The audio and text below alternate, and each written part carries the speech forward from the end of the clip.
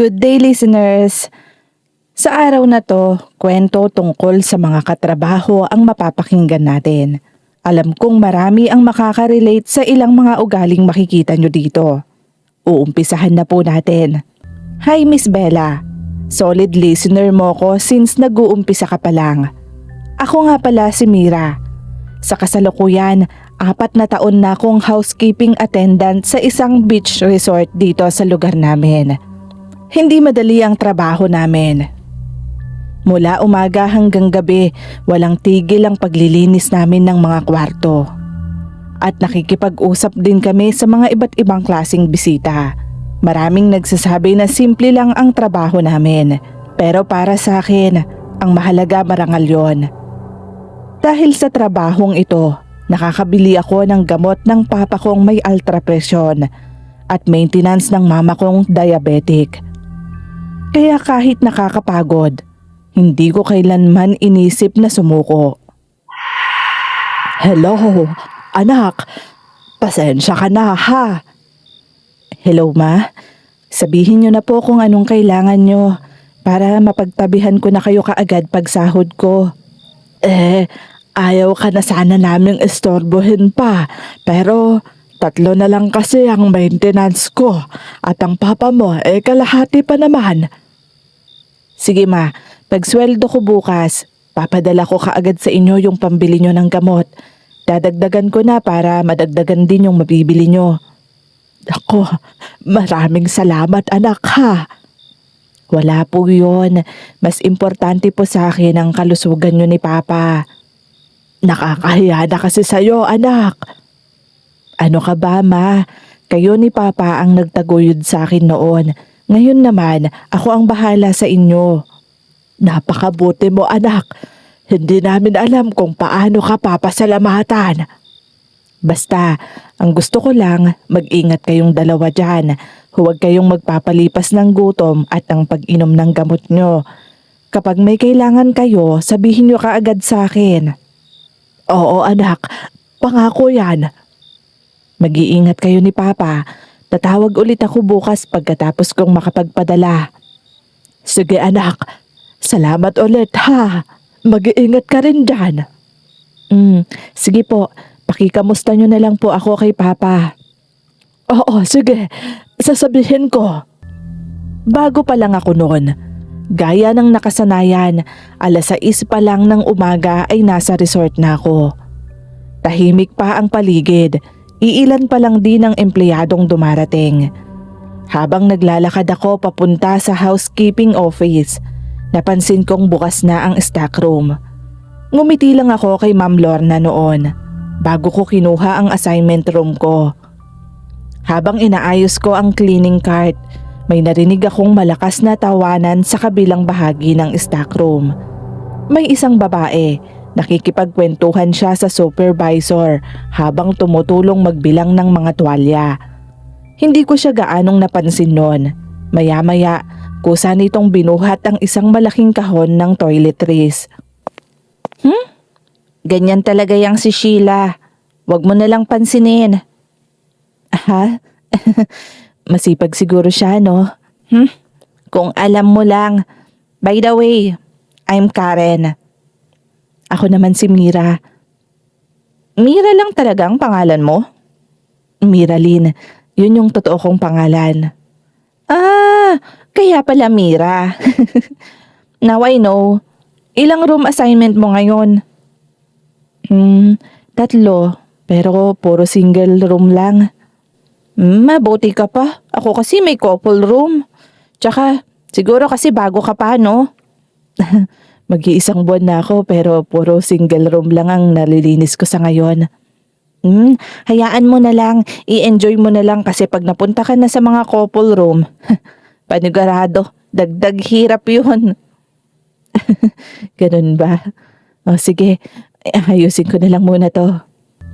Tahimik lang akong nagpatuloy sa pag-aayos ng gamit. Natapos akong maglinis ng unang 2 kwarto bago mag 9:00 ng umaga. Habang itinutulak ko ang cleaning cart sa service hallway, may narinig akong pamilyar na boses. Paglingon ko, si Sheila pala yon. Pero ibang-iba ang ekspresyon niya. Kanina, halos hindi mawala ang ngiti niya. Ngayon naman, nakakunot ang noo niya habang kausap ang isang utility staff. Hoy! Bilisan mo na nga dyan. Hanggang ngayon, hindi mo pa rin natatapon yung basura na yan. Pasensya na po. Inaayos ko pa kasi yung... Ano ba naman yan? Konting utos lang nagdadahilan ka na kaagad. Hindi po kasi kasama sa assignment ko yung pinapagawa nyo. Pare-pareho lang naman tayong empleyado rito. Ayun na nga, ma'am. Pero iba-iba po ang destino natin. Basta, kung gusto mong magtagal sa trabaho mo, makinig ka na lang sa akin. Sundin mo ang lahat ng sasabihin ko sa'yo. Baka nakakalimutan mo. Close kami ng bisor. Pero hindi naman po ikaw ang bisor dito. Basta sumunod ka na lang. Dahil kung hindi, sisiraan kita at sisiguraduhin ko na mawawalan ka ng trabaho at hindi ka na makakabalik pa rito. Nagkakaintindihan ba tayo? Hindi na nakasagot ang utility staff noon. Tahimik na lang nitong kinuha ang mga basurang iniwan ni Sheila. Sa isip-isip ko, kanina lang parang napakabait niyang tao. Ngayon, ibang-iba ang ugali niyang nakita ko. Pero hindi ko na yon pinansin. Hindi ko naman kasi ugaling makialam sa problema ng iba. Pagsapit ng tanghali, halos puno na ang mga mesa sa employee pantry ng resort. Nakita ko kaagad si Karen na kumakaway sa akin pagpasok ko pa lang. Mira, tito, may bakante pa. Mabuti naman at natabihan mo ko. Akala ko kasi mawawalan na ako ng upuan. Muntik na nga eh. O eto, hati tayo sa chicken. Nako, huwag na. May baon pa naman ako. Alam ko namang may baon ka, pero dilata na naman yung ulam mo. Para naman makatikim ka rin ng iba. Okay lang naman. Kailangan ko rin kasing magtipid. Hay nako, ikaw talaga puro pagtitipid ang iniisip mo. Paano ka naman? Wala kang lakas. Kaya ko naman sanay na ako. Hindi naman sapat yung kaya mo lang o sanay ka na. Kaya ka nga nagtatrabaho para maging magandang buhay nyo ng pamilya mo, hindi ba? Tapos ikaw, babaliwalain mo naman yung sarili mo. Grabe, daig mo pa yung mama ko kung maner mo na. Kung kinakailangan gagawin ko. Alam mo, hindi sapat na may kita ka lang. Dapat malakas ka rin. Kasi kapag nagkasakit ka, wala na silang ibang aasahan, tama ba? May point ka naman dyan. Okay, sige. Salamat dito ha. Wala yun, ano ka ba? Basta ikaw. Habang kumakain kami, may biglang tumabi sa mesa ng supervisor namin. Si Sheila yon. May dala siyang tray na may 3 baso ng malamig na juice. Tahimik lang akong nakatingin. Hindi ko alam kung bakit, pero pakiramdam ko noon, masyadong pilit lahat ng mga ginagawa niya. Ayan na naman siya. Ha? Araw-araw, ganyan ang ginagawa niya kapag nandito yung mga supervisor natin. Baka naman mabait lang talaga siya. Ikaw lang yata ang nagsabi niyan ha? Anong ibig mong sabihin? Hintayin mo lang, makikilala mo rin ang totoong ugali niyan. Totoong ugali? Oo, basta makikita mo. Padlabas niya lang ang pinapakita niyang yan. Hindi yan ang totoo. Ginagawa lang naman niya yan para sa promotion niya. Nagpapalakas, kumbaga. Kaya pala parang pilit yung mga galaw niya. Napansin mo rin pala. Daig talaga niya ng linta kapag kumakapit sa mga supervisor natin. Pambihira ka naman. Ikinumpara mo pa talaga yung tao sa linta ha. Ganun naman talaga ang nakikita ko sa kanya. Kinabukasan, maaga na naman akong pumasok. Habang naglilinis ako ng isang deluxe room, narinig kong may sumisigaw sa hallway. Si Sheila pala. Nagpapaalala siya sa lahat kahit na alam naman na namin ang gagawin. Maya-maya, dumating ang housekeeping manager. Biglang nag-iba ang kilos ni Sheila. Pero ilang segundo matapos umalis ang manager, bigla rin siyang umalis. Ha? Akala ko ba tutulungan niya yung dalawa dun sa kabilang room? Pagkaalis ng manager, umalis na rin siya. Ganyan talaga yan. Masyadong magpabango kapag nakaharap ang mas mataas sa atin. Ay nako, ginugulat mo naman ako. Bigla-bigla ka na lang sumusulpot. Sira, nasa kabilang room lang ako, kaya narinig ko ang lahat. O sige, bumalik na tayo sa paglilinis. Mamaya niyan bumalik pa yon. Makita niya tayong nag-uusap rito. Alam mo, for sure, pag naabutan niya tayo, magre-report yon ng kung ano-ano. Kaya nga, sige na. Kita na lang tayo mamayang lunch. Lumipas ang halos 2 linggo. Tahimik lang ang takbo ng trabaho ko. Iniiwasan kong makisali sa mga usapin sa loob ng resort na yon. Mas gusto ko kasing matapos na kaagad ang assignment ko at umuwi sa tamang oras. Pero isang umaga, habang chinecheck ng housekeeping manager ang ginawa kong executive room, bigla siyang ngumiti. Mira, Po, sir? ikaw ba ang gumawa ng room na ito? Opo. Maganda ang pagkakalinis mo. Pantay ang bedsheet. Maayos ang mga amenities. Walang kahit anong kulang. Ituloy mo ang ganyang trabaho. Maraming salamat po. Nax, pasado ka sa assessment for this month Kinakabahan nga ako. Hindi ko alam na may monthly assessment pala kaming mga bago rito. Natural lang yan sa ganitong mga beach resort. Hotel na rin kasi to para sa kanila. Para na din yan sa reputasyon ng business nila. Oo nga, naiintindihan ko naman yon. Ay, mabuti na lang talaga natapos na. Deserve yan ng celebration. Tara, treat ko. Ano ka ba? Kumain na lang tayo mamaya. Pero hindi pwedeng treat mo. KKB dapat. O sige, okay. Kung yan ang gusto mo, mapipilit pa ba kita? Ikaw talaga. O sige na, bumalik na tayo. Kita tayo mamaya. Hindi ko napigilang mapangiti noon. Dahil aaminin ko, pakiramdam ko noon nababayaran ang lahat ng pagod ko dahil sa papuri na yon. Ang hindi ko alam, may isang pares pala ng matang nakatitig sa akin. Si Sheila. Hindi ko alam na yun na pala ang simula ng pagtingin niya sa akin bilang isang kalaban. Pero hindi naman ako mahilig makipagkompetensya.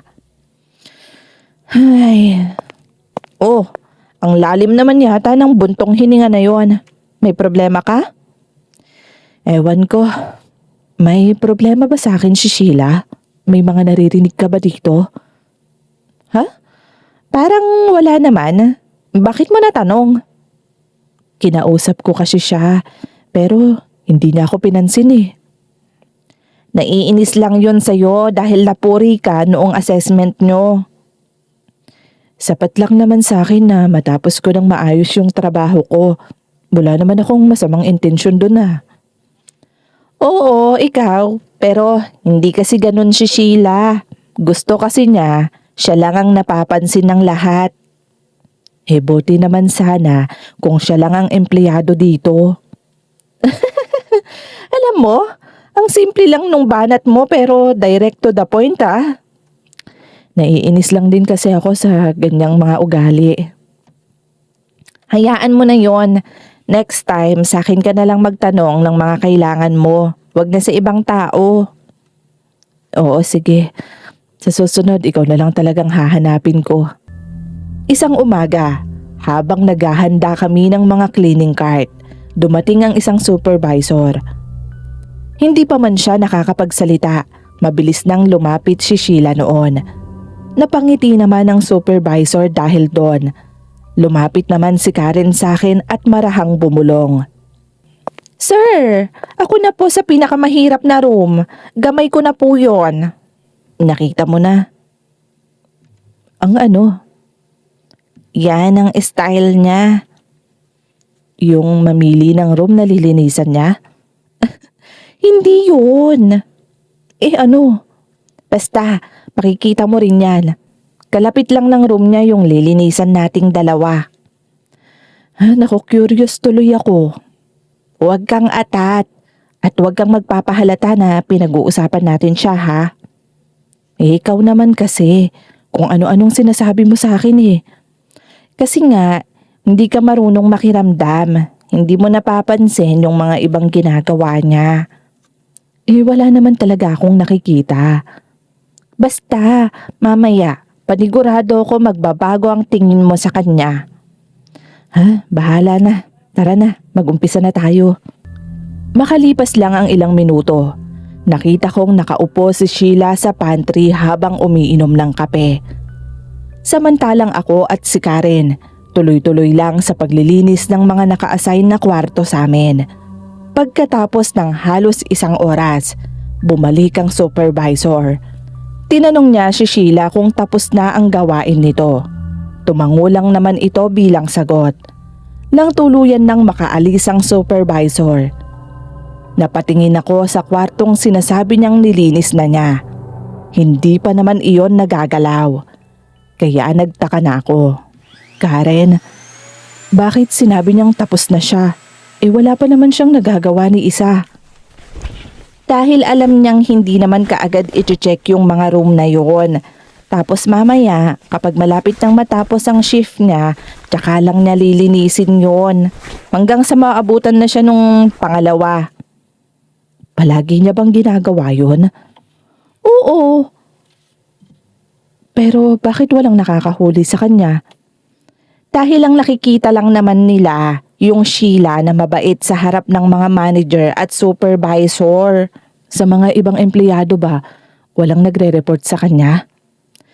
Alam mo, gustuhin man nila, malaking gulo yon kapag ginawa nila. Kaya pinipili na lang nilang magpawalang bahala. Bulag-bulagan kung baga. Kahit ikaw? Oo, hindi dahil takot ako kay Sheila ha. Wala naman akong sinabi na takot ka. Pero kung ganun, dahil sa ano? Dahil ayoko lang na mabahira ng record ko. Di man ako mapaalis ni Sheila dito, may record naman na ako sa pakikipaggulo. At warning na rin yun ha, para mawalan ako ng trabaho. Kaya pinipili ko na lang ding manahimik at hindi makialam. So hahayaan nyo na lang na may makahuli sa kanya. Siguro, oo, ganun na nga. Paano kung wala? Di wala, ganun pa rin. Ano ba yan? Parang hindi naman yata fair yun. Hindi nga fair, pero wala tayong ibang magagawa. Kung gusto mong maging clean ang record mo, manahimik ka na lang rin. Sa akin ka na lang mag-rant ang mga gusto mong sabihin tungkol sa mga ginagawa niya. Hindi na ako nagsalita noon. Hindi ko na rin napansin na ilang araw na pala akong pinagmamasdan ni Sheila. Sa bawat papuring natatanggap ko sa trabaho, unti-unti ring lumalaki ang inggit na nararamdaman niya sa akin. Kinabukasan, habang inaayos ko ang mga tuwalya sa cleaning cart ko, lumapit si Karen sa akin. Nakakapagod no? Oo nga, marami kasing check-in kahapon. Wala ka bang napapansin? Na ano? Kanina pa kasi nakatingin sa'yo si Sheila.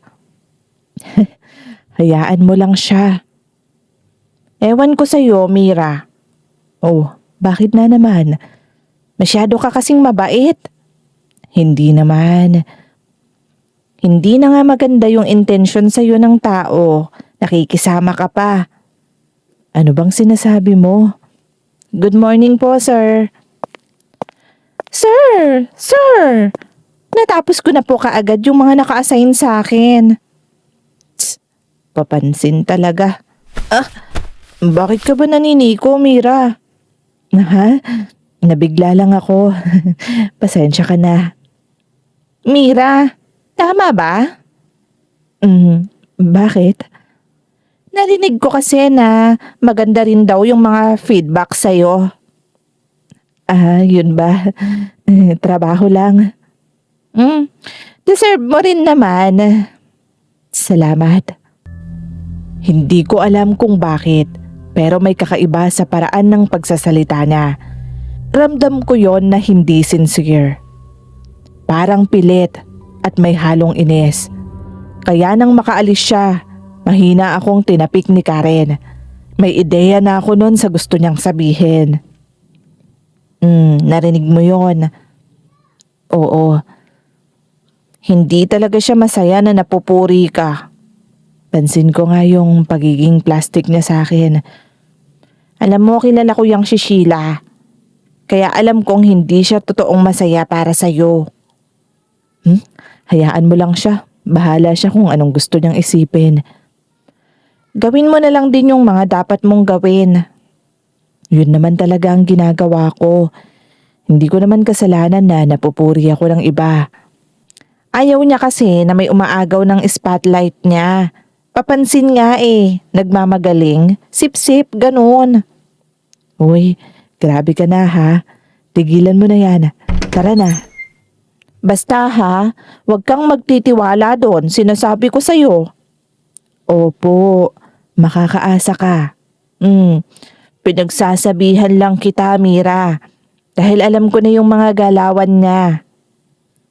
Alam ko naman yon at naiintindihan ko kung saan ka nang gagaling. Tahimik kaming nagpatuloy sa trabaho. Hindi ko alam na sa mga sandaling yon, nabubuo na pala sa isip ni Sheila ang paraan para hindi na ako mapuri pa ng kahit sino. Lumipas pa ang 1 linggo. Ipinatawag kaming lahat sa conference room. Nagkatinginan kami ni Karen noon. Pareho kasi kaming walang ideya kung tungkol saan yon.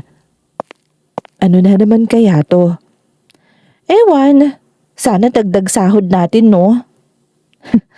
Sana nga no, malaking tulong kasi sa lahat yon. Oo, panigurado ko sobra tayo sa kota kaya ganito. Madami kasing check-in last week kaya posible yan. Oo, ibig sabihin kapag ganon may bonus tayo. Ano, masaya ka kasi may pang-order ka na naman. Ano ka ba? Siyempre naman no, yun na nga lang yung kasiyahan ko Tsaka bibilan ko si Lola ng magandang bestida. Yan, hindi yung puro ikaw lang. Ako siguro, ewan ko pa, itatabi ko na lang siguro muna yung makukuha ko. Ano ka? Bumili ka naman kahit magkano lang o kahit ano. Titignan ko. Kompleto pa naman ako sa gamit Ang sabihin mo, kuripot ka lang talaga kaya ka ganyan. Hindi no, talagang ganito lang ako. Mas gugustuhin ko pang magtabi kaysa bumili ng kahit ano. Para sa'yo naman yun. Kumbaga, palit pagod. Malalaman natin kung tungkol saan nga to. Makalipas lang ang ilang sandali. Ipinaalam sa amin na magbubukas ang bagong luxury branch ng resort. At pipili sila ng 3 housekeeping staff na ililipat roon. Nanlaki ang mata ko. Mas maganda ang magiging sahod roon. At mas malaki rin ang pagkakataong ma-promote. Bago matapos yon, sinabing pagbabasihan ng mga guest feedback, performance at attendance. Habang naglalakad kami ni Karen noon, napansin kong tahimik lang siya. Bakit naman ang tahimik mo yata? Napansin mo ba si Sheila?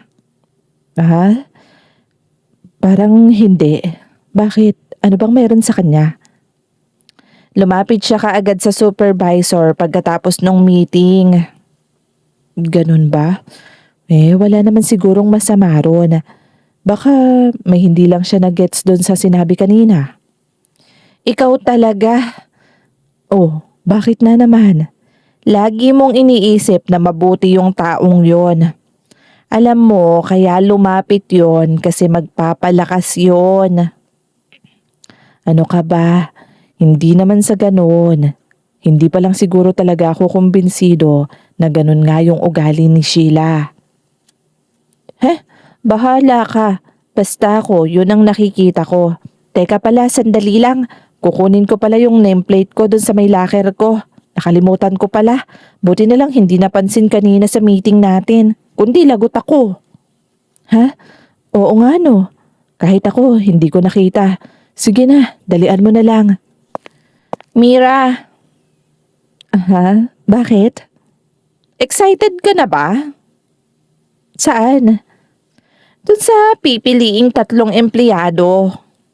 Ah, yun ba? Sakto lang. Kahit sino naman kasi ang mapili, deserve nila yon. Ayaw mong makipagkumpetensya? Hindi naman sa ganon. Kung anong mangyayari at kung sinong mapipili, doon na ako. Sana lahat ganyan ang isip, no? Sana nga. Napatingin siya sa akin ng ilang segundo. Pagkatapos ay ngumiti. Hindi na rin naman ako nagsalita pa noon at tumalikod na lang. Ikinuwento ko yon kay Karen habang kumakain kami. Napabuntong hininga naman siya. Sa tingin ko, hindi niya matatanggap kung may ibang mapipili. Ano? Ano bang ibig mong sabihin? Magwawala yon kapag hindi siya napasama. Pero 3 kategory naman ang titignan, hindi ba? Yung performance, okay naman na siya ron. Malakas naman siya sa mga supervisor. Makikita pa rin natin. Hindi lang naman kasi siyang napupuri dito, hindi ba? Ano ka ba? Lahat naman tayo deserve na mapunta ron. Well, kung ganyan mag-isip sa'yo, maiintindihan yon. Pero knowing Sheila, hindi ako sigurado. Hayaan mo na lang siya. Hintayin na lang natin na mag-announce ang management. Sa ngayon, pagbutihin na lang din natin ang trabaho natin. Sobrang dedicated naman ng friend ko na yan. Okay, sige. Game ako dyan. Iwasan mo na lang din na pansinin si Sheila. Good vibes lang dapat tayo. Okay. Call. Hindi ko pa rin sineryoso yon. Akala ko kasi normal lang ang kompetisyon sa trabaho. Pero yun na palang simula ng paglabas na tunay na ugali ni Sheila. Lumipas pa ang ilang araw, halos lahat ay naghihintay pa rin sa resulta ng Employee Excellence Program. Hindi ko naman yun masyadong iniisip. Ginagawa ko lang ang mga nakasanayan ko sa trabaho. Nakaka-excite naman!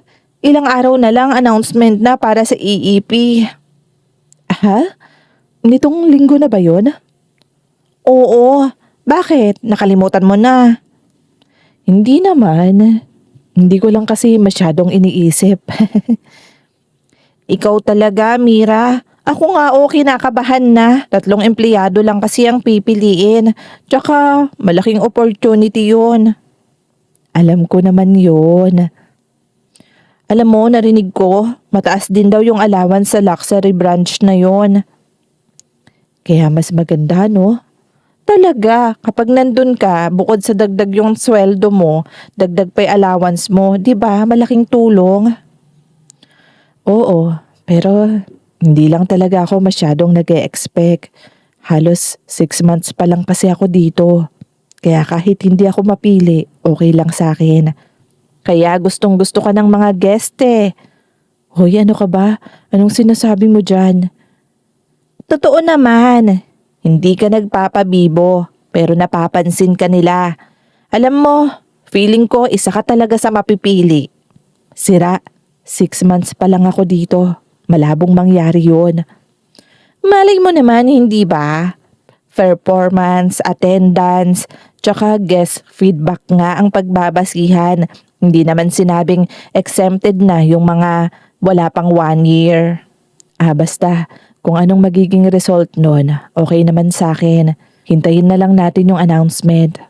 Isang umaga, ipinatawag ulit kami ng supervisor dahil napili na ang 3 empleyadong ililipat sa luxury branch. Isa-isang binanggit ng supervisor ang mga pangalan. Halos lahat naghahangad na mapasama ron. Pero nang marinig ko ang panghuling pangalan, natigilan ako. Nagtataka akong tumingin nun sa supervisor namin. Tumango lang naman siya na para bang alam niya kung anong gusto kong sabihin. Ako talaga? Congratulations! Alam kong kayang-kaya mo yan at deserve na deserve mo. Karen, hindi ko inaasahan yun. Deserve mo yan, ano ka ba? Sabi ko naman sa'yo eh. Salamat. Pero hindi pa rin talaga ako makapaniwala. Para bang hindi nagsisink in sa akin na pangalan ko yung binanggit. Alam ko, pero di ba sabi ko sa'yo, mapipili ka? Pero paano mo nalaman yun? Nababasa ko yung mga guest feedbacks. Ikaw ang pinakamataas ron. Pero yun lang naman yun. Anong yun lang naman yun? Malaking points yung mga guest feedbacks kasi walang bias ron. Kahit pa. Ay nako, wala nang pero-pero, wala nang kahit-kahit pa. Ikaw na yan. Ikaw na yung isang mapupunta ron. Nalulungkot lang ako. Bakit naman? Kasi iiwan mo na ako dito. Ano ka ba? Hindi pa naman mag-o-open ngayon yun, di ba? Ang sabi, next year pa. Oo nga, pero nakakalungkot lang isipin na hindi na tayo magkakasama sa trabaho. Hi, Mira! Congratulations! Salamat, Sheila. Ang laki ng tiwala sa'yo ng management, ha? Susubukan kong hindi sila mabigo. Sigurado naman akong kakayanin mo. Siya nga pala, pwede ba tayong mag-usap bukas? Bakit naman? Yung tayo lang dalawa. Oh, wag mo akong titignan na para akong may gagawing masama sa'yo. Okay, sige. Pero gusto ko yung makikita tayo ni Karen. Okay, sige. See you. Kinabukasan, huminto kami sa isang tahimik na bahagi ng hallway. Huminga siya ng malalim bago tumingin sa akin. Nagtataka naman ako noon kasi kanina pa siya hindi nagsasalita. Hindi ko rin naman alam kung anong pag-uusapan namin dahil wala naman akong ginawa sa kanya at wala rin naman siyang ginawa sa amin. Gusto ko lang sana na humingi ng tawad sa'yo. Bakit naman? Para saan? Naisip ko kasi parang naging malimig yung pakikisama ko sa'yo nitong mga nakaraang araw. Yun ba? Okay lang naman yun. Pasensya ka na ha.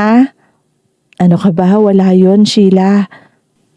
Naging competitive lang talaga siguro ko.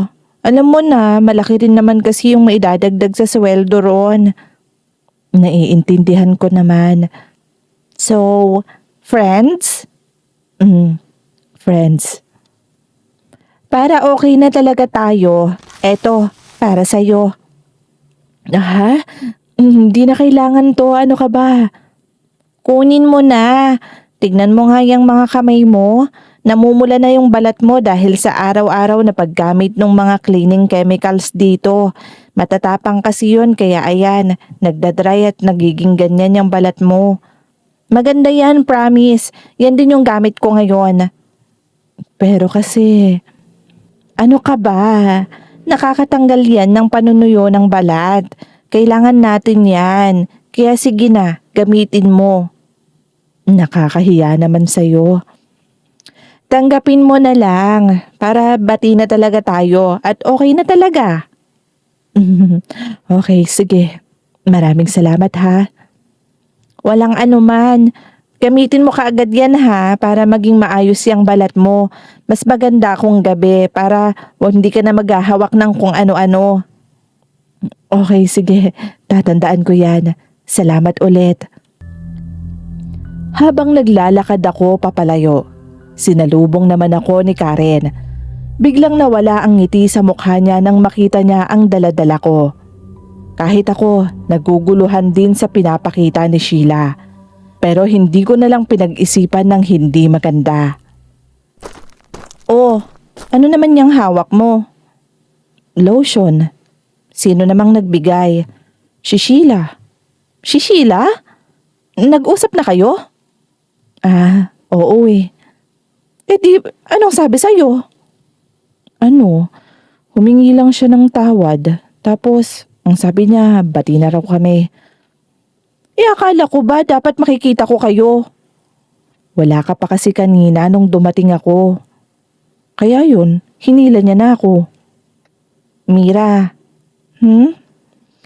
Hindi ko alam kung bakit pero parang hindi maganda yung kutob ko dyan. Ano ka ba? Kailangan din natin na bigyan ng pangalawang pagkakataon yung tao. Ay, kung ibang tao pwede pa. Pero si Sheila, parang malabo. Ay nako, wag mong isipan ng iba yun. Malay mo naman, naliwanagan na talaga yung isip niya, di ba? Kaya siya humingi ng tawad.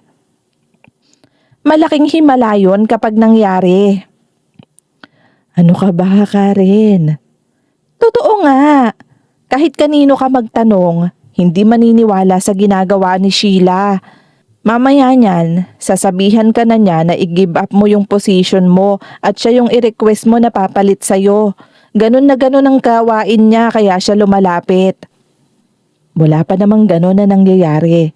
Pero kung ganun nga ang sasabihin niya, edi ipapaintindi ko na lang na hindi pwede yung gusto niya. Ay nako, sige, bahala ka. Tara na. Ay, alam kong nag-aalala lang si Karen sa akin. Pero hindi naman masama yung intensyon ni Sheila. Hindi ko na pinansin ang sinabi ni Karen sa akin.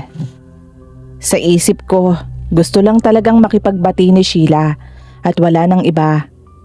Pag uwi ko ng bahay ng gabing yon, naalala ko yung binigay niyang lotion. Binuksan ko yung takip noon. Kaagad kong naamoy yung kakaibang amoy noon. Hindi naman siya yung mabaho, pero hindi rin naman yon karaniwang amoy ng lotion. O baka naman, naninibago lang ako. Nasanay kasi akong makaamoy ng matatapang dahil sa ginagamit namin. Baka bagong brand lang to. O baka naman ganito talaga yung amoy. Kasi parang galing pa to sa ibang bansa Ay, ang sabi niya nakakatanggal daw to ng panunuyo ng balat. Sana magandang epekto sa akin. Namumula na kasi yung balat ko at nagbabalat pa. Lalo na dito sa bandang kamay. Minsan nga nangangati pa. Siguro dahil talaga to dun sa mga chemicals na ginagamit namin. Kahit na kasi naka-gloves kami, may mga napupunta pa rin sa loob. Face and body lotion na din pala to. Kapag walang reaction sa akin to mamaya, gagamitin ko na rin sa mukha ko. Sana maganda. Naglagay ako ng kaunti sa dalawang kamay ko. Mabilis naman itong naabsorb ng balat ko. Pagkatapos noon, nagligpit ako ng mga damit ko. Ilang oras bago matulog, naglagay din ako sa mukha ko. Kinabukasan, pagdating ko sa may resort, sinalubong kaagad ako ni Karen. Mira! Oh, good morning. Ano, okay ka naman ba? Ha? Oo, bakit? Nagamit mo ba? Yung ano? Yung lotion. Oo, kagabi pa. Bakit? Wala naman, nag-aalala lang talaga ako sa'yo. Karen, lotion lang naman yon. Mag-alala ka kung pagkain yung binigay niya, tapos hindi na ako makakapasok dito. Ano ba yung sinasabi mo? Kinikilabutan ako lalo sa'yo Kaya nga wag ka nang mag-alala. Kaya ko naman yung sarili ko. Tsaka okay naman ako. Kita mo, malakas ako tsaka nandito ako sa harap mo.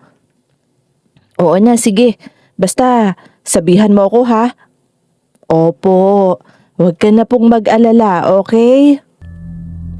Hindi na namin yon pinag-usapan ulit. Nagpatuloy na kami sa trabaho. Habang nililinis ko ang isang kwarto, napansin kong parang nangangalay ang mga kamay ko. Inunat ko ang mga daliri ko at nag-stretching pa nga. Maya-maya, parang nanlalambot na ang mga tuhod ko. Napaupo ako sandali. Ilang minuto ang lumipas bago ko muling tumayo. Nang matapos na ang shift ko, masama na talaga ang pakiramdam ko noon. Mira, Ayos ka lang ba? Oo. Sigurado ka? Medyo masama na tong pakiramdam ko eh. Huwag mo na muna kayang pilitin ang sarili mo. Pahinga lang siguro ang kailangan ko. Kaya nga, huwag ka na munang pumasok. Mag-leave ka. Kaya ko pa naman. Kaya mo nga ngayon, pero paano naman bukas? Paano kung lumalayan? Iinom na ako ng gamot mamaya pag uwi ko. Hay nako, ang tigas din talaga ng ulo mo, no? Masyado ka lang kasi talagang nag-aalala. Basta, sabihan mo ako kung may mangyari sa yung iba, ha? Hi, Mira! Kamusta yung lotion? Nagamit mo na? Ha? Oo, okay naman siya. Maganda nga sa balat. Mabuti naman at nagustuhan mo. Salamat ulit, Sheila, ha? O sige, mauna na ako sa inyo, ha? Gamitin mo ng gamitin yon para tuluyan ng gumanda yung balat mo. Oo, sige. Pagkatalikod na noon, unti-unti na palang nagbago ang ekspresyon ng mukha niya. Isang makahulugang ngiti. Samantalang ako, wala pa rin kaalam-alam na ang simpleng lotion na ipinahid ko sa katawan at mukha ko, yun na pala ang pagmumulan ng bangungot na halos hindi ko alam kung paano tatakasan. Pagdating ng mga sumunod na umaga, mabigat na kaagad ang pakiramdam ko. Pagbangon ko sa kama, nanghihina na ang buong katawan ko. Pero pumasok pa rin ako sa resort. Ayokong umabsent dahil ayokong masira ang attendance ko. Sayang rin naman kasi ang kikitain ko. Pagdating ko, agad akong napansin ni Karen. Mira, namumutla ka ha. Okay lang ako. Hindi ka mukhang okay sa itsura mo. Pagod lang to, tsaka naabutan ako ng ulan kahapon. Hindi ka ba nilalagnat? Hindi naman. Bakit ang lamig ng kamay mo? Hindi ko rin alam. Hindi naman ako nilalamig. Sigurado ka? Oo. Baka kulang lang talaga ako sa tulog. Huwag ka na kaya munang magtrabaho ngayon. Hindi pwede. Kaya ko pa naman. Anong hindi pwede? Huwag mong isipin yung kikitain mo. Hay, ano bang gagawin ko sa'yo? Napakasipag mo namang tao. May sakit ka na nga pero ayaw mo pang umabsent. Pagkatapos ng shift ko, magpapahinga rin naman ako. Bahala ka. Basta, kapag may nangyari sa'yo ha, sinasabi ko sa'yo, binabalaan na kita. Kaya ko pa nga. Maghapon akong nagtiis sa panghihina noon. Pakiramdam ko noon, pabigat ng pabigat ang katawan ko. Minsan ay hinihingal pa ako kahit kaunti lang ang nilalakad ko. Habang nagpapahinga ako sandali sa hallway, dumaan si Sheila. Oh, Mira, ayos ka lang ba? Parang hindi na eh. Masama na kasi talaga tong pakiramdam ko. Magpahinga ka na. Huwag mo nang masyadong pagurin ang sarili mo. Oo, sige. Tatapusin ko lang to. Salamat. Tapos ka na ba sa ibang mga rooms mo? Ako nang gagawa ng iba kung hindi pa. Tapos naman na. Pinilit kong yariin yung last. Iaayos ko na lang tong mga gamit ko. Okay, sige. Pwede ka naman na sigurong umuwi kapag naayos mo yan. May reason naman kung bakit ka uuwi ng maaga. Yayariin ko na lang siguro yung oras. Uuwi na rin ako maya-maya. Ganon. Sige, ikaw ang bahala. Wag mong kakalimutan yung lotion ha. Ipahid mo ng ipahid yon para gumanda lalo yung balat mo. Oo, sige. Salamat ha. Okay, sige, mauna na ako. Pagkatapos nga ng shift ko, dumiretso na ako sa bahay.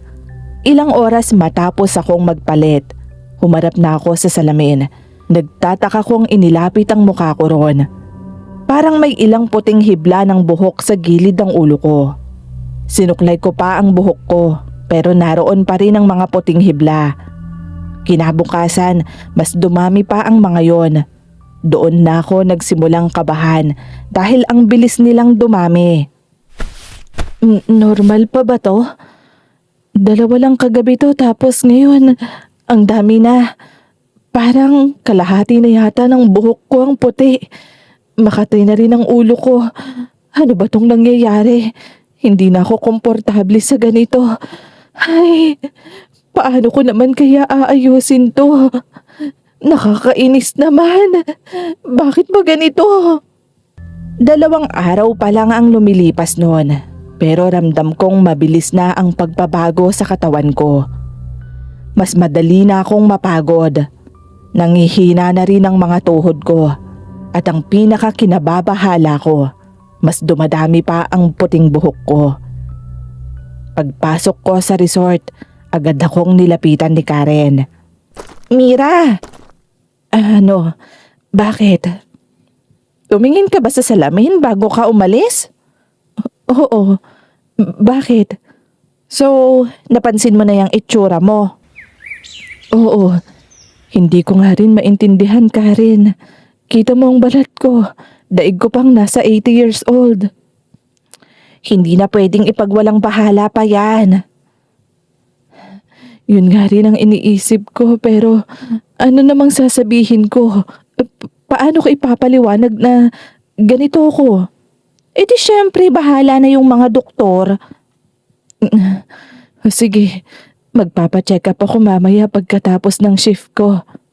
Sasamahan na kita. Ano ka ba? Hindi na. Huwag ka nang mag-abala. Okay lang naman. Isa pa, wala ka rin namang kasama, di ba? Tsaka wala rin naman akong masyadong gagawin. Ganon ba? Sige. Salamat ha. Ano ka ba? Wala yun. Okay lang talaga. Sige. Tatapusin ko na lang muna yung room na naka-assign sa akin. O sige, kapag hindi mo kaya, tawagin mo lang ako ha. Tutulungan kita. Sige, makakaasa ka. Pagkatapos ng shift namin, nagpatingin na ako sa doktor. Ilang mga test ang ginawa sa akin.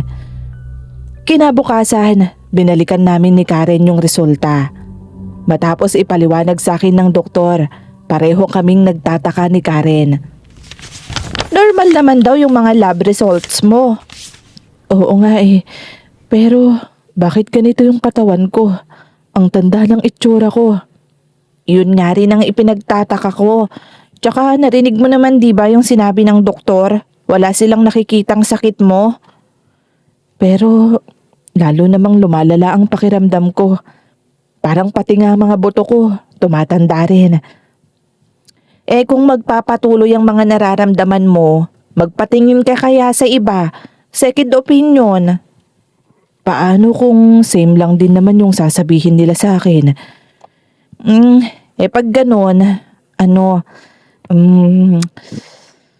may gusto sana kasi akong sabihin sa'yo eh. Ano naman yun? Promise mo hindi ka magagalit. Bakit naman ako magagalit? Hindi ko pa nga nalalaman eh. Gusto kasi kitang isama sa lola ko. Sa lola mo? Oo, pero baka hindi ka maniwala eh. Marami na rin siyang mga natulungan. Alam mo yung mga sinasabi nilang nababate o nababalis, yung mga ganon. Ano bang ginagawa niya? Albularyo kasi siya. Hindi rin naman kita pipilitin na maniwala kung hindi ka naniniwala sa mga albularyo ha. Pero kapag wala pang maipaliwanag yung second doctor na pupuntahan mo, pwede naman nating subukan na puntahan si Lola.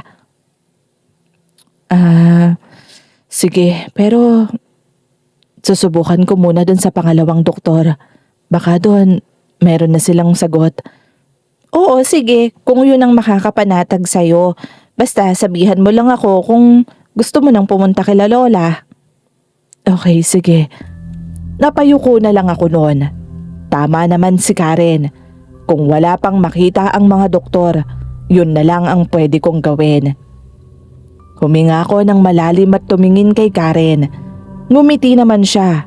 pero halata pa rin ang pag-aalala sa kanya.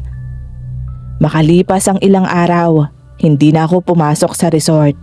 Maaga rin naman akong sinundo ni Karen noon. Mira, kaya mo bang sumakay sa single na motor? Kakayanin ko. Kumapit ka lang sa akin ng maigi ha. Huwag mo na lang masyadong bibilisan ang pagpapatakbo mo. Oo sige, huwag kang mag-alala. Ako nang bahala. Oh, okay ka na. Isuot mo to. Oo, okay na. Sige, kapit ka ha. Aalis na tayo. Sandali lang. Paano ba isuot tong helmet na to? Eto, sandali. Okay, yan. O ano, tara na. Sige, dahan-dahan lang ha. Okay. Habang papalapit kami sa bahay ng lola niya, mas lalo naman akong kinakabahan. Hindi ko alam kung ano ang aasahan ko ron, kung ano-ano na rin ang tumatakbo sa isip ko. Pagdating namin, sinalubong kami ng lola niya. Tinignan niya ako mula ulo hanggang paa. Pagkatapos ay lumapit siya sa akin. Hinawakan niya ang dalawa kong kamay. Mahigpit ang pagkakahawak niya ron. Napansin kong unti-unting nagbabago ang ekspresyon ng mukha niya habang nakahawak siya sa akin. Lola, bakit po? Hindi ordinaryong sakit ang meron ng kaibigan mo, apo. Ano pong ibig niyong sabihin? Hindi ko po kayo maintindihan. May gumawa ng masama sa'yo, iha. Paano naman po nangyari yun? Paano po ako nagawan ng masama? Hindi ako nagkakamali sa nakita ko sa'yo. Kailan ba nagsimula ang panghihina mo at yang pagbabago ng katawan mo? Sa pagkakatanda ko po, nagsimula to pagkatapos kong gumamit ng lotion na binigay sa akin. Yung galing kay Sheila? Oo, yun nga. Ay naku, sinabi ko naman sa'yo, hindi ba? Hindi na maganda talagang kutob ko doon. Tingin niyo po ba may kinalaman siya rito? Dala mo ba ang lotion na sinasabi mo? Hindi nga po pero nagpahid po ko kanina. Akin na ang braso mo. Ay, may halong pangkukulam ang lotion na ito. Po? Pangkukulam? Paano niya magagawa yon? Marahil may isinama siya sa lotion na to. Pwedeng likido o pulbos galing sa isang mangkukulam. Pwede po pala yun? Bakit naman hindi? Basta nais niyang masaktan ka, siguradong magagawa niya yon. Pumasok sa isip ko ang paghingi ni Sheila ng tawad. Nagsimula nang magdugtong-dugtong sa isip ko ang lahat. Hindi ko na napigilan ang emosyon ko noon at napaiyak na lang ako. Bakit niya nagawa sa akin yun? Dahil sa inggit. Pero wala naman akong ginagawa sa kanya. Nagtatrabaho lang naman ako. Tama na, Mira. Wala kang kasalanan. Kaming bahala ni Lola sa'yo. Hindi ka namin pababayaan. Tama ang apo ko. Dahil may paraan pa para mailigtas ka.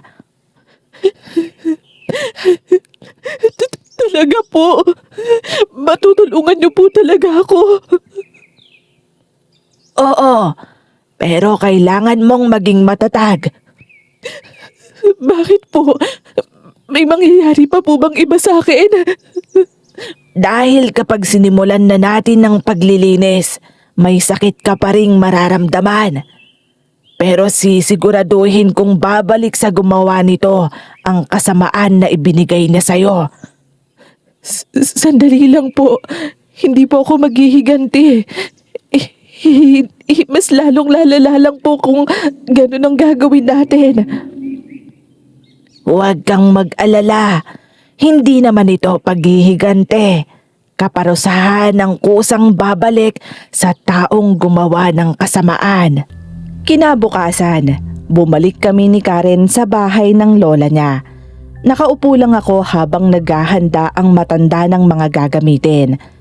Dala ko yung lotion na ibinigay ni Sheila. Binuhusan yon ng banal na tubig ng lola ni Karen, langis at saka niya pinausukan ng insenso. Kinakabahan ako noon, Miss Bella. Lumapit si Karen sa akin at hinawakan ng noo ko. Pumikit ka na. Bakit? Magdadasal na si Lola. Huwag kang matakot, iha, kung may maramdaman ka mang kakaiba. Parte yon ng paglilinis ko sa'yo. Sige po, pero bahagya po akong nilalamig. Sige lang, huwag mong isipan ng iba yan. Itutuloy-tuloy ko lang ang pagdarasal. Nandito lang ako ha, kumapit ka lang sa akin. Apo, magdasal ka rin para hindi sa'yo lumipat ang kulam na ito. Opo, Lola. Diyan ka lang, Karen, ha? Makalipas pa ang ilang sandali. Unti-unti nang gumagaan ang pakiramdam ko. Parang may malaking bigat na nawala sa katawan ko. Alam niyo yung parang may nakadagan tapos biglang inalis. Yun ang naramdaman ko noon. Napansin naman yun kaagad ng lola ni Karen. Nagsisimula ng kumalas. Ano po? Ang kulam na ibinigay sa'yo, nawawala na. Gagaling na po ba ako? Oo naman, pero may mangyayari pa. Ano po yun? Tatanggapin na ng tunay na may-ari ang ipinadala niyang kasamaan. Lola! Lola!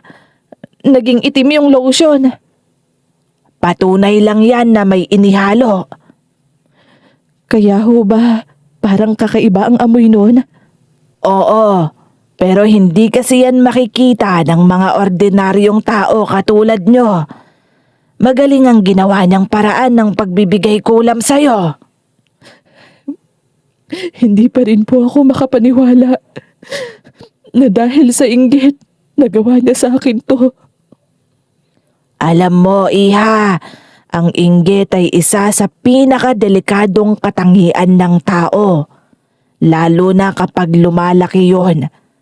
Wala na siyang makikitang mabuti sa'yo.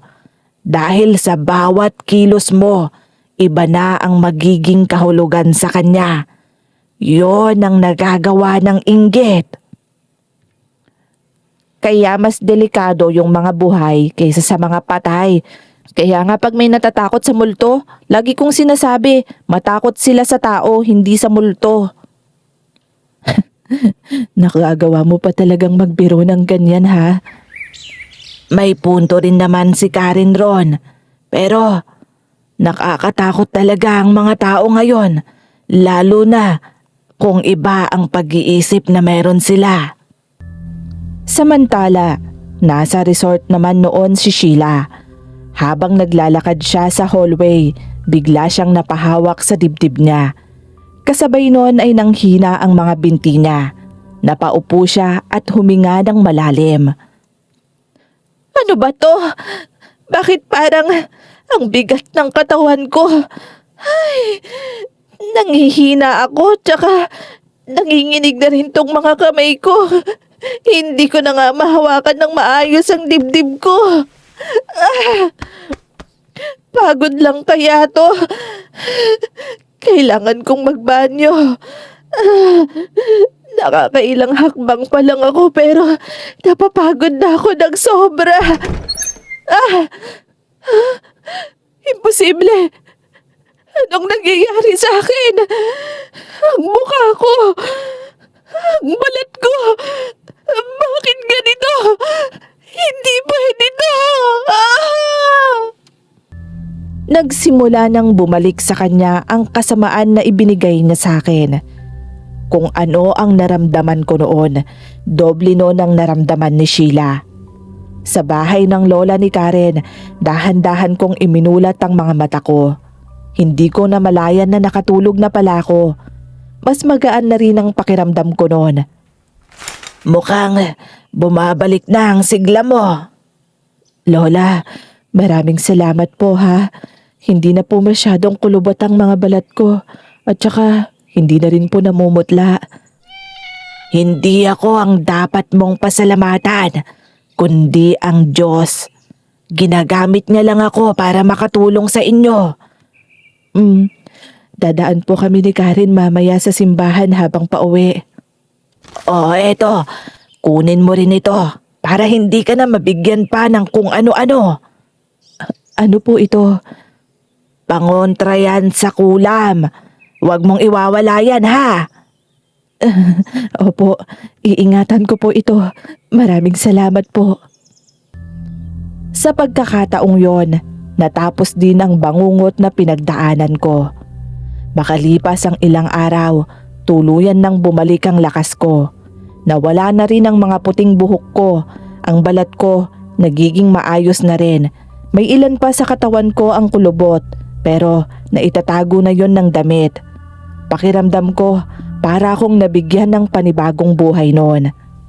Kaya naman bumalik na rin ako sa trabaho. Pagpasok ko sa resort, si Karen kaagad ang nakita ko. Mira, mas maayos ka na ngayon ha? Oo nga, salamat sa lola mo ha. Tsaka salamat na rin sa'yo. Wala yun, ano ka ba? Ang ganda ng aura mo ha? Dahil na rin sa tulong nyo, sa tulong ng Diyos, syempre sa lola mo. Ginawa lang naman namin ni Lola kung ano yung dapat. Kaya nga malaki ang pasasalamat ko dahil mabubuti kayong tao. Natulungan nyo ko. O siya, tara na, bago pa tayo magkaiyakan dito. Sira, grateful lang talaga ako na nakilala kita at naging malapit ako sa'yo. Ano ka ba? Masyado mo na akong pinupuri. Hindi naman. Pasasalamat yun. Ganon din yon. Bahala ka kung anong gusto mong isipin. Tara na. Masaya kaming nag-uusap noon nang mapansin naming nagkakagulo na sa kabilang hallway. Napatingin kami. Si Sheila, hirap nang maglakad noon. Maya-maya ay napaupo siya sa sahig. Habang nakatingin ako sa kanya, napansin kong marami na rin siyang puting buhok. Kulubot na rin ang balat, pero ang sa kanya nangingitim. Halos kapareho ng mga naranasan ko, pero parang mas malala ang sa kanya. Ano bang nangyayari sa kanya? Ano pa ba sa tingin mo? Ikaw! Mira! Kasalanan mo ang lahat ng ito! Wala akong ginagawa sa'yo, Sheila. Baka ikaw, kaya ka nagkakaganyan dahil marami ka ng kasalanan. Hindi! Wala akong ginagawa! Kung ganon, huwag kang magbintang ng ayaw mong iparatang sa'yo. Puisit ka! Makikita mo! Makikita mo! Tara na, Karen. Hindi dapat natin siya pag-aksayahan ng panahon. Ilang araw matapos noon, kumalat sa resort ang balita. Nalaman ng management ang lahat ng pandaraya ni Sheila. Matagal na pala niyang inaangkin ng mga trabahong hindi naman siya ang gumawa. May mga guest din na binastos niya at nakiusap siyang huwag magbigay ng pangit na feedback sa kanya. Kaya agad siyang tinanggal sa trabaho. Hindi na kami muling nagkita pa noon at ayaw ko na ring mangyari pa yon. Isang taon ang lumipas, marami na ring nagbago. Dahil sa sipag at dedikasyon ko sa trabaho, ginawa akong housekeeping supervisor. Isang umaga, pinakilala sa akin ng mga bagong empleyado. Pero bago yon, may nakasalubong muna akong isang tao. Isang tao na magbabago at magiging parte ng buhay ko. Good morning, ma'am. Good morning. Ako po si Andre, bagong housekeeping staff po. Welcome sa team, Andre. Pagbutihin mo. Maraming salamat po. Oh, bakit ka naman nakangiti dyan? Wala. Nako Karen ha, kilala na kita. Ano yon? Tingin ko kasi, magiging magandang samahan yung dalawa ni Andre. Ano ka ba? Huwag ka ngang mag-isip ng kung ano-ano dyan. Binati lang naman ako ng tao. Sige na nga, hahayaan ko na lang ang tadhana sa inyong dalawa. Pero pag hindi kumilos ang tadhana, ako ang kikilos. Sira ka talaga. Ang lagkit kasi ng tingin niya sa'yo. Tsaka, lagi ka niyang tinutulungan. Natural lang naman yun. Supervisor ako, no? Bakit? Supervisor din naman ako pero walang tumutulong sa akin. Hindi ko na alam. Baka may problema sa'yo. Ano? Ang bait-bait ko kaya. Grabe ka ha. Ang hindi ko alam, ang simpleng araw na yon, yun na ang magiging simula ng masayang kabanata ng buhay ko. Ang kabutihan, maaaring subukin, pero sa huli, ito pa rin ang magtatagumpay. Huwag na huwag tayong maiinggit sa tagumpay ng iba, dahil ang inggit at masamang balak, walang naitutulong na mabuti. Mas piliin nating maging mabuti, tapat at masipag sa lahat ng ginagawa natin. Dahil yon ang mag-aangat sa atin. Maraming salamat po sa pagsama sa akin hanggang sa dulo. Dito na po nagtatapos ang kwentong ito. Mahalaga po sa akin ang suporta nyo, kaya isang like at comments ay napakalaking tulong na po sa akin para po mapakinggan ito ng mas marami pa. God bless you po. Hanggang sa susunod na kwento.